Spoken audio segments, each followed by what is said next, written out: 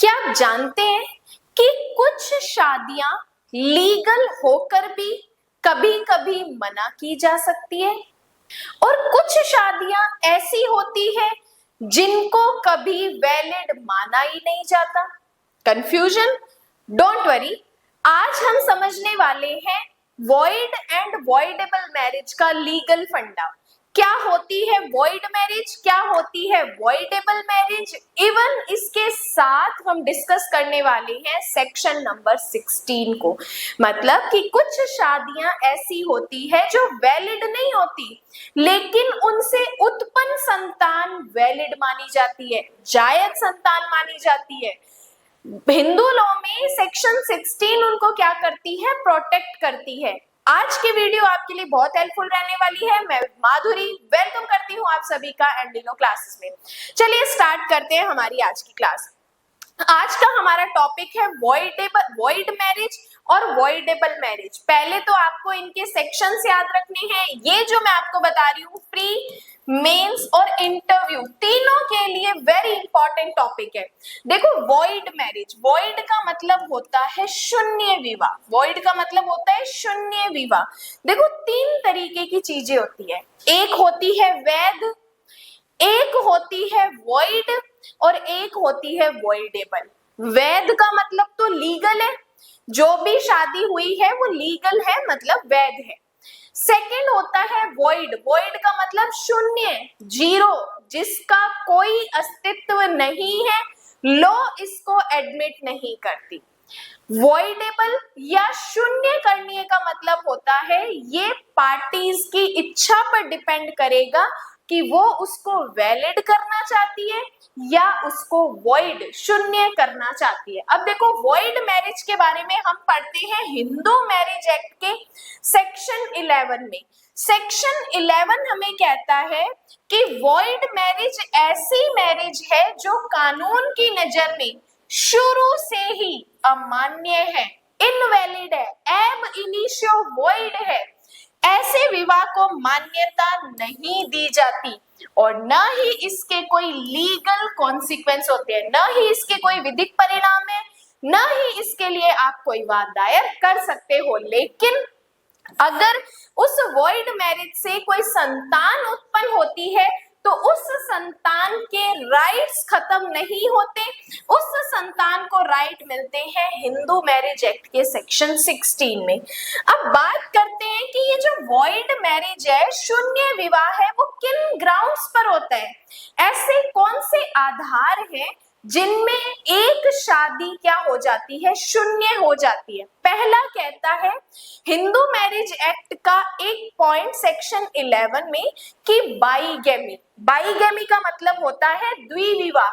अगर आपका पहले से शादी हुआ है, आपकी पहले से पति या पत्नी जीवित है, उसके बाद आप दूसरी शादी करते हो तो दूसरी शादी आपकी वॉइड मानी जाएगी। दो शादी करोगे, पहली शादी में हस्बैंड एंड वाइफ जीवित है, दूसरी शादी करने पर वो आपकी शून्य हो जाएगी।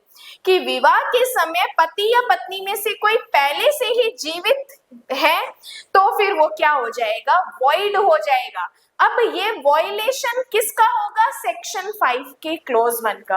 अब यहाँ पे सेक्शन 5 पर मैं ऑलरेडी एक लेक्चर आपको दे चुकी हूँ जो कि बात करता है अगर आपको हिंदू लॉ में मैरिज करनी है तो कुछ आवश्यक शर्तें हैं जिनको आपको मानना पड़ेगा। अब बात करते हैं केस लॉ की। इसका केस है Yamuna Bai Anantan Rao versus Shivam Adhav, 1988 supreme court का केस है। इसमें कोर्ट ने कहा कि अगर पति पत्नी पहले से ही लीगल मैरिड हैं और दूसरी शादी करेंगे तो दूसरी शादी क्या हो जाएगी, वॉइड हो जाएगी, शून्य हो जाएगी। तो पहला क्या है, अगर आप दो शादी करते हो तो आपकी मैरिज क्या हो जाएगी, वॉइड मैरिज हो जाएगी। सेकंड बात करते हैं प्रोहिबिटेड डिग्री ऑफ रिलेशन। अगर आप ऐसे रिलेशन में शादी करते हो जिनको ऑलरेडी लॉ ने प्रोहिबिट कर रखा है, निषिद्ध कर रखा है, उस रिलेशन में अगर आप शादी करोगे तो वो शादी वॉइड मानी जाएगी। जैसे भाई बहन का रिलेशन मैरिज का रिलेशन नहीं है, अगर भाई बहन शादी करते हैं तो वो वॉइड मैरिज मानी जाएगी। मामा भांजी शादी करते हैं तो वो वॉइड मैरिज मानी जाएगी। देन बात करते हैं थर्ड ग्राउंड है हमारा सपिंड रिलेशन। देखो सपिंड रिलेशन क्या कहता है कि जब आपके फादर की 5 जनरेशन या आपकी मदर की 3 जनरेशन में अगर आप शादी करते हो तो वो सपिंड रिलेशन है, और सपिंड रिलेशन को हिंदू लॉ में वॉइड डिक्लेयर किया है।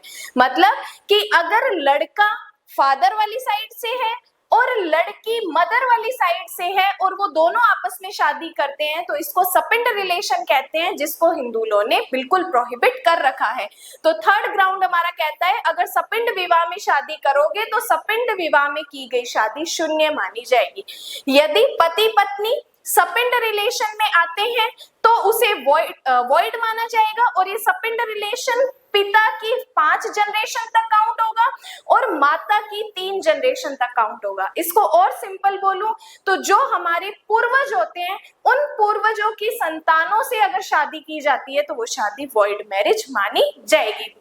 ये तो हमारे कुछ ग्राउंड्स हुए वॉइड मैरिज के, जिसमें बाइगेमी आता है, जिसमें निषिद्ध संबंध आते हैं और जिसमें सपिंड रिलेशन आते हैं। इनमें अगर कोई शादी होगी तो वो शून्य मानी जाएगी, और जो शून्य होगी उसको कोर्ट के द्वारा डिक्लेयर करने की जरूरत नहीं है, वो एब इनिशियो वॉइड मानी जाएगी, शुरू से ही शून्य होगी। अब बात करते हैं इसके लीगल इफेक्ट्स के बारे में। वॉइड मैरिज के कुछ लीगल इफेक्ट्स हैं, जैसे विवाह को ऐसे समझा जाएगा मानो वह हुआ ही नहीं था। इसी की लैटिन मैक्सिम में काउंट होती है एब इनिशियो वॉइड।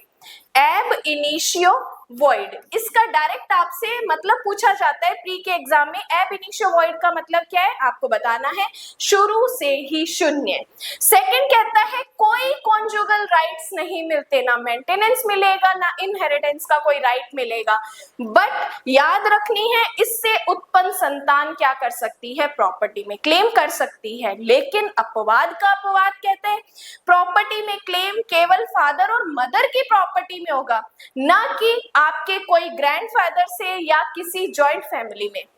ठीक है, तो थर्ड कहता है कि सेक्शन 16 में इस तरीके के विवाह से उत्पन्न संतान तो लेजिटिमेट चाइल्ड मानी जाएगी, जायज संतान मानी जाएगी, लेकिन माता पिता की प्रॉपर्टी में अधिकार होगा, ना कि जॉइंट फैमिली की प्रॉपर्टी में। इसके बाद बात करते हैं हमारा नेक्स्ट पॉइंट वॉइडेबल मैरिज के बारे में, शून्य करणीय विवाह। देखो शून्य विवाह तो क्या होता है, शुरू से ही 0 होता है, लेकिन वॉइडेबल मैरिज में पार्टीज के पास ऑप्शन है, मतलब विक्टिम पीड़ित पक्षकार के पास ये ऑप्शन है कि चाहे अगर उसको वो कंटिन्यू करना चाहती है तो कर सकती है, चाहे उसे शून्य करना चाहती है तो भी वो कर सकती है।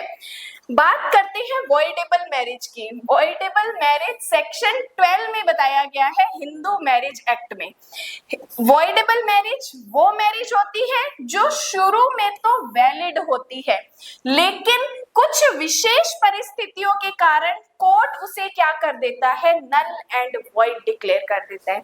अब देखो यहाँ पे ये जो मैंने वर्ड लिखा है विशेष कारण, ये विशेष कारण कौन से हैं जिनमें शादी पहले तो वैलिड होती है लेकिन बाद में उसको क्या करवा सकते हैं, वॉइड डिक्लेयर करवा सकते हैं।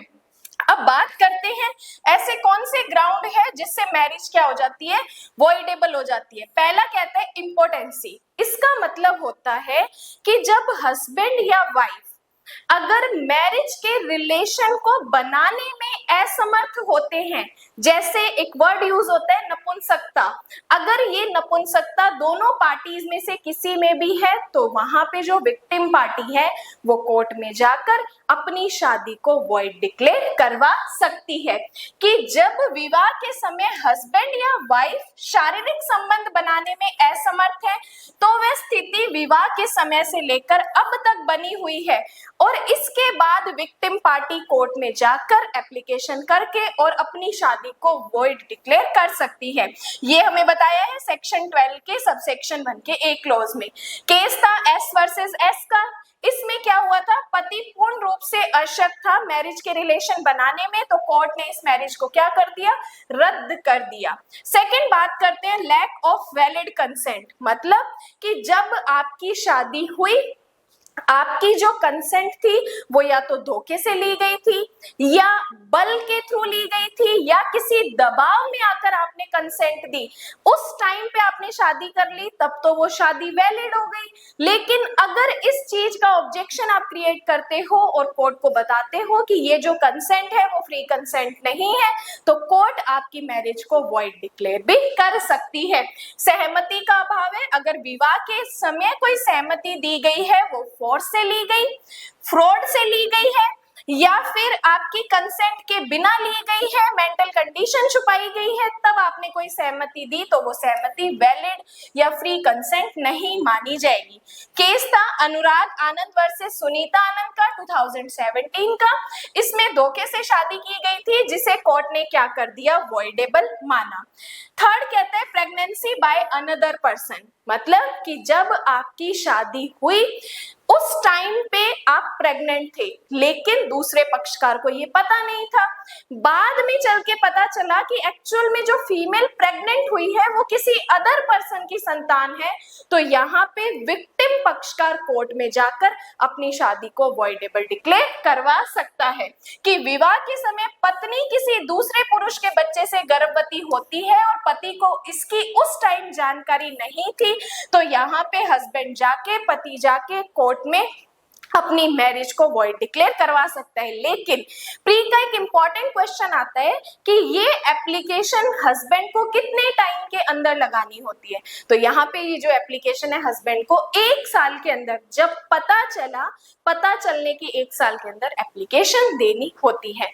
एंड फोर्थ ग्राउंड कहता है अनसाउंडनेस, अगर दोनों में से कोई भी पक्षकार पागल है, तो अगर पागलपन की स्थिति है तो उस स्थिति में भी क्या की जा सकती है, अपनी शादी को वॉइड डिक्लेयर करवाया जा सकता है। अब बात करते हैं कुछ डिफरेंसेस जो कि वॉइड एंड वॉइडेबल मैरिज के बारे में। हमने अभी तक 4 सेक्शन पढ़े हैं। एक पढ़ा है सेक्शन 5 मैरिज के लिए कुछ शर्तें, एक पढ़ा सेक्शन 11 जिसमें वॉइड मैरिज का जिक्र किया, एक पढ़ा सेक्शन 12 जिसने वॉइडेबल मैरिज के बारे में कहा, और एक पढ़ा सेक्शन 16 कि जब वॉइड मैरिज से कोई संतान उत्पन्न होगी तो उस संतान के राइट्स को प्रोटेक्ट किया गया है और उस संतान को अपने फादर या मदर की प्रॉपर्टी में हिस्सा लेने का हकदार है।